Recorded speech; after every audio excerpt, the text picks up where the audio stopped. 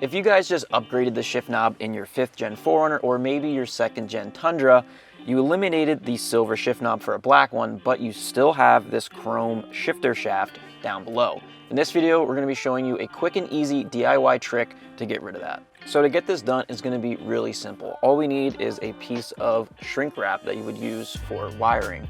So we're going to hold this next to our shifter and see exactly how much length we need.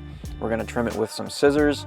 You just want to make sure that you have a piece big enough that's going to slip over that shifter stem, but not too big that once you shrink it, it's not going to completely shrink around that.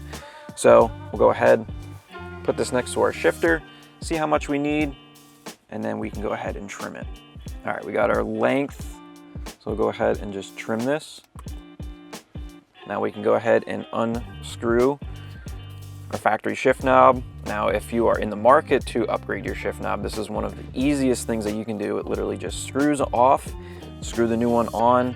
You can get rid of that stock silver one and get something like this aftermarket OEM style in black, or you can also go for this Tinker Design Yota Xpedition collab knob for something a little bit more rugged. So with the shift knob off, we're just going to take our shrink wrap, we're going to put it down to the bottom of the shifter stem. Now we're going to grab either a heat gun or a hair dryer if you have one of those, and we're just going to warm this up so that it shrinks around and hugs this nice and tight. All right, so we got our heat gun here. If you are using a heat gun, just take your time. You can end up damaging interior plastics if you are blasting this with too much heat. So we're going to put it on low. We're going to take our time.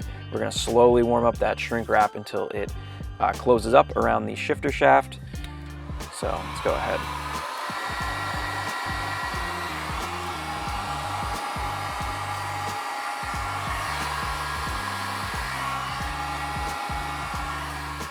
So we got the shrink wrap heated up and tight around the shifter shaft.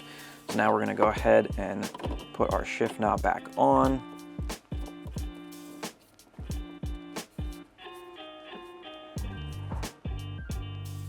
All right, there we go.